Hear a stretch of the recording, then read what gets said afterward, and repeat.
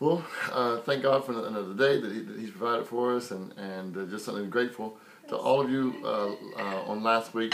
You watched the Sign of a New Day, and you shared the video, as well as also liked it. We posted something earlier today. We were with Bishop Stokes and the Church of Redeemer of the Lord last past Sunday, I should say. And so we put it out there as well. So perhaps you get a chance go look at that, share it.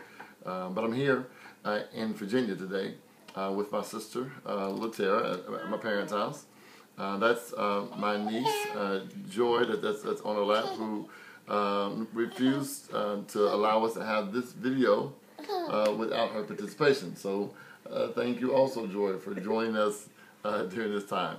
We're going to talk about worship and I guess the principles of worship. And LaTara is no stranger to worship. She's a minister of music at her church, and Heart of God Ministries in Beckley, and she's was a minister of music and worship also at our home church here in Marion, Virginia. It's Mount Zion Temple Family Worship Center. And so we're here. We want to deal with some of the principles of worship, because as you and I, we share in ministry, and we go around. We see different places where we go, and we're being in many worship services, and we hear people they sing songs, but a lot of people think that just because they're singing, that the songs that they're singing are in fact worshipers, and a worship song or even praise songs. So, as a worship leader, what would you think?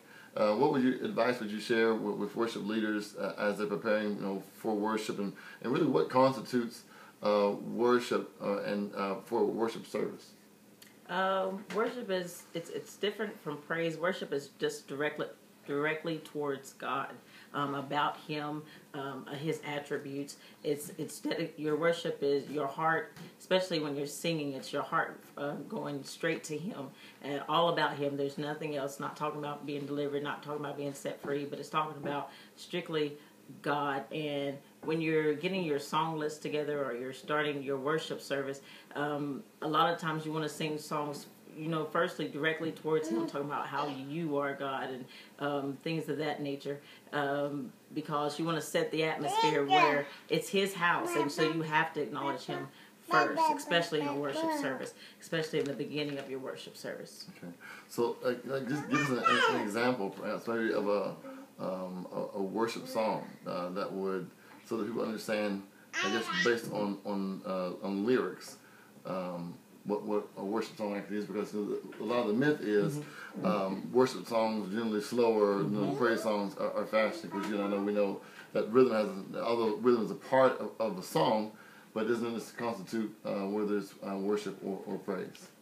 There's a song, and I believe it's by Third Day, that says, "Your love, O Lord, reaches to the heavens. Your faithfulness stretches to the skies." It's the words are they're just about Him, and it's directed towards Him. Songs like "Lord, You Are So Amazing," things of that nature that talk about, yes, baby, that talk about Him. And I believe Joy had a suggestion. I don't know what she's saying. Okay. Yeah, she was trying to join in the conversation. Definitely wanted her voice to be made known. One of the things that as we consider what worship is, and as we gather for worship, it's about a process. It's about a journey. We went from the first time, the very first song that starts. We're on a journey to the throne of God. Right. We're not just gathering to move people. Right. The whole concept about worship is we're gathering for the worship of God, and I think that perhaps also what we've done is we made people the center of worship. It's really kind of sad, because we wait for people to gather as if they're the ones that are important as it pertains to worship. We prolong worship services because we're waiting for preachers to arrive, when in fact the reality of praise and worship, the whole service is about God, and we've glamorized and deified people, and we've missed the real concept, the objectivity of worship is God. Yes. I think we've taken it from more of a, instead of ministry, worship standpoint, to a entertainment standpoint, where we are entertaining the people. We're performing for them for worship service. When worship service is supposed to be all of us coming together on one accord and lifting up the name of Jesus and magnifying God. And when we do that, that's when, the atmosphere changes and miracles and signs and wonders happen there in that time. But we're so busy trying to make sure that we're on point, as people say, that we forget that God is the center of our worship. God is the center of the service.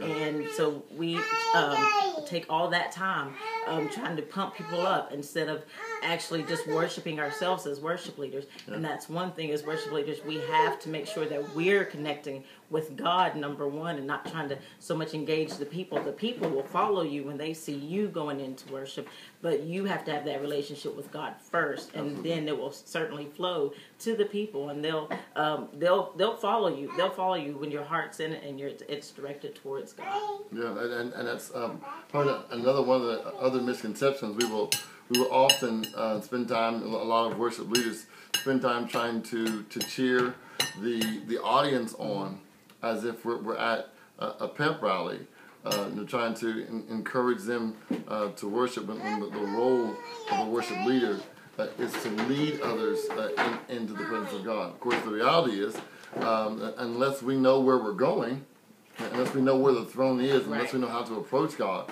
then we really won't be able to reach His presence. Maybe we spend a lot of time trying to do songs that people like, and it may not necessarily be the song of the Lord, the song that God would enjoy, the song that's acceptable unto Him. Yeah. It's and that's very important, being sensitive to the Spirit and sensitive, not just singing, oh, this song is out and this song is popular, let us do this song, and I know the people will get with us. That's the wrong mindset. You need to make sure that you're connecting with God and prayed with Him and communicated with Him to say, what song should I sing to set the atmosphere for that tone? And a lot of times, if you're connected in the Spirit with God, a lot of times it will set up right before, it will set up so the preacher or the pastor, when he gets up to minister, it will flow right with it. The praise and worship song selections will flow right with it if we're totally connected with God and not just on the performance base of it. Well, as you all can see, we are child friendly. So we're we'll do an interview. We'll talk, and children will be around. But it's all right. This is real life. It's a part of life, and we understand that when you have children around, I guess even growing up as PKs, we had learned.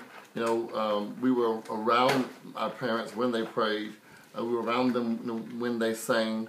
That they didn't have us off somewhere else. So what we learned about prayer, what we learned about praise and worship, we saw that modeled as an example. They have us right beside them when they were praying. And we didn't have us off downstairs or somewhere in a side room. But you were right there next to them while they prayed. And of course, we couldn't pray the full hour sometimes or whatever. But we learned, we learned how to pray, even sometimes just mimicking what they were saying until we picked it up ourselves. So, but we're just thankful. Thanks, LaTara, for sharing this moment and joy. And that was Jaden that you just saw there a second ago, who was just joining in this segment.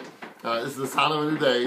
I wanted to bring something practical to you. We can talk about what worship is and worship leaders and how important that is to worship. Look forward to seeing you on next week as we'll come back again with another segment as we'll deal with the sound of a new day. God bless you. Have a wonderful and a glorious day.